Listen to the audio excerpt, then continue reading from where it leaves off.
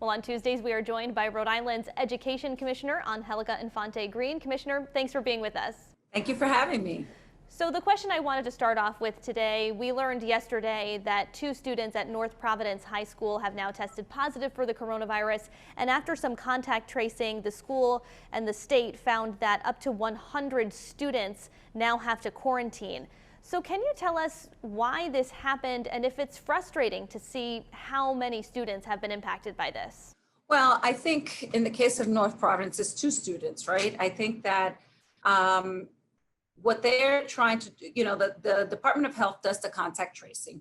And, they're trying to be very cautious and making sure that anyone that may have come in contact. So it's part of the procedure, right? In high school, it's a little more complicated because kids go to different classes. So it's a little more complicated, but the superintendent, out of an abundance of caution and because it impacts staff, has asked the kids to stay home so they could do some distance learning while they disinfect the school and then come back in a hybrid model. So he's doing all the right things. I think it's what we are, where we are right now as a state, as a nation, right? But I think I'm excited that we were able to contact trace, that we were able to get the information and that there hasn't been an outbreak. And that's what we're trying to make sure that it doesn't happen. Were you surprised at all, though, to learn that just 2 students led to up to 100 close contacts? So the problem with that is that everybody's being cautious, right? It's about an abundance of caution. We know that it couldn't possibly be 100 students. But in order to make sure and keep everybody safe and be in a good place, this was a determination that was made. North Providence cited a lack of substitute teachers to fill some of the staffing gaps. We know Woonsocket is now moving to distance learning through the beginning of the year because of the same reason. So can you tell us what size is the pool of substitute teachers in the state right now? Well, it varies from district to district. We have been working with the Highlander Institute to make sure that we can train up to 200 substitute teachers. So that's something that we're doing statewide to have a larger pool of substitute teachers. I think that it's hard to get substitute teachers, but during COVID, it's even harder. So we have this effort that we'll be training about 200 teachers. And I think when you talked about Woonsocket, one of the things that is really important is that they are working really closely with the EDOC and other entities to be able to resume back in person. So there's work being done there. So you think it's possible that they might be able to get back into their classrooms before January 2nd? Oh, yes, there's a lot of work being done. I also wanted to ask for an update on the number of students and staff who have tested positive so far in the K through 12 system. Do you happen to have those updated numbers? I do. So as of now, it's 245, and that could be students, staff, could be anywhere from administrative assistants to principals to just in general. And the breakdown is 130 of those are in person and 115 are virtual. So the virtual are people that are working from home. So it's about even. It goes up and down.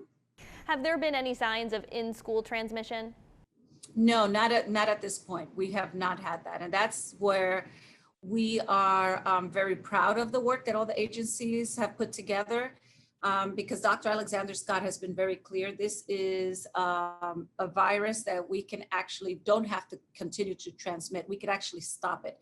And that's what's been happening. Once there is a case, all the other procedures go into place and we mitigate for that. So we have not had an outbreak. Another thing I wanted to ask you for an update on is that $50 million in federal funding that's being made available to school districts. Do you know how many districts have applied for that money at this point? Yes, we have 38 that have applied and there's 7 in process.